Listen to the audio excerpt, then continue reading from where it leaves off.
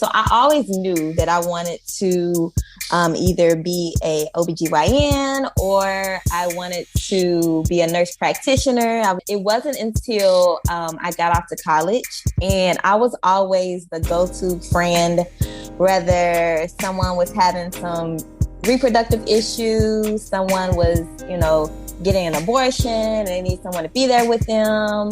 Someone found out they had an STD and I had to, go with them. So I always knew, that, okay, God, like you're showing me all of this. My friends are calling me in the middle of the night. This is what's going on.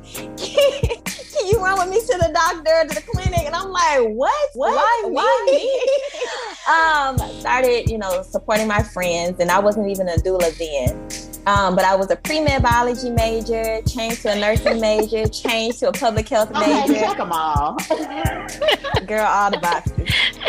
It's okay, Jazz. It's all coming in. So that happened, and it wasn't until one of my friends, I want to say it was like my sophomore year, she found out she was pregnant, and she was contemplating if she was going to keep the baby or she was going to, abort the baby.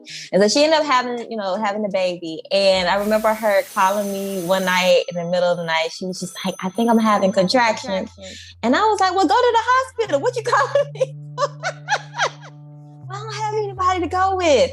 So anyway, I went with her, and I think that was the first time I had ever saw a baby being like born. And I was just like, oh my gosh. And naturally, I was just like trying to support her, making sure she's eating, make sure she's moving her body. And all these things just came naturally to me, right? And so then I was just like, okay, God, like, what are you trying to tell me?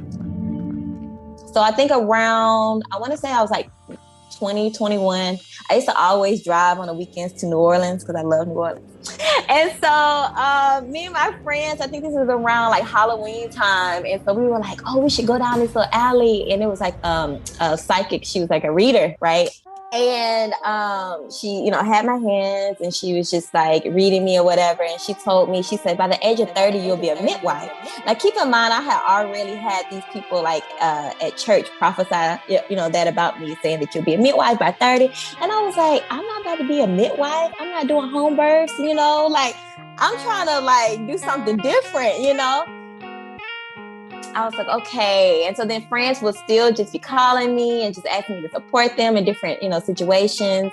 And I think what really stuck out to me is realizing when I started doing HIV research as well, realizing that there was such a need of doulas and support for women who were HIV positive. A lot of times we would go out to these rural areas. So at the time I was at the University of Alabama, and I think we would drive maybe like 2.5 hours outside of the city to go pick people up to bring them to the clinic, because it was that, transportation was an issue for them, right? And so I remember one day I was with my coworker and we were driving down and we saw fields and fields of cotton, right? And it was just so interesting to me because it started sending like chills down my spine. Like, I would never forget, we pulled up to our client's home, and it was like three of them that got in the car, and they were like, oh my God, we haven't been able to get our medication in like months,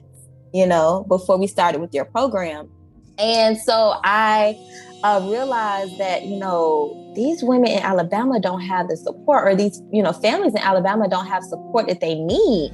And so I decided to enroll in the doula training. And this is how I met everyone else, specifically Nadia. And it opened my eyes. And I think the first two births, Nadia, we did together. We did. It was amazing.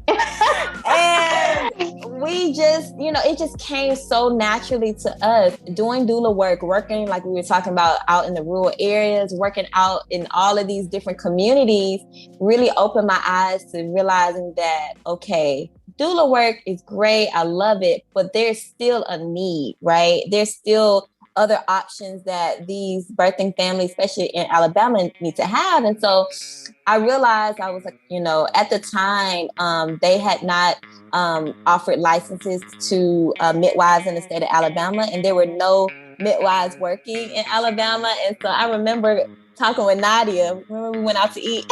Yes. And I was like, I'm moving to Hawaii. And I was like, what? What? You gonna leave me?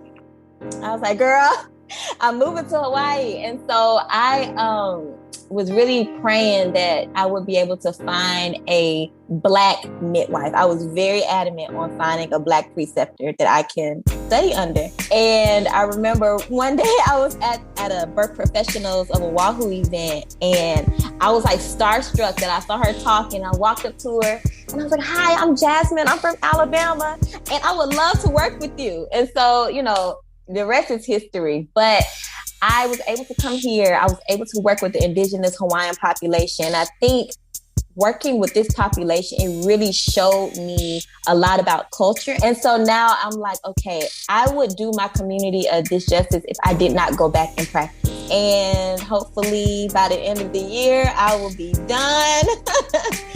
And next year, I can come back to Alabama and practice as a midwife. So we're so proud of you. That's my story. Stay, Mariah. She stayed. We love you. I still can't be the girl.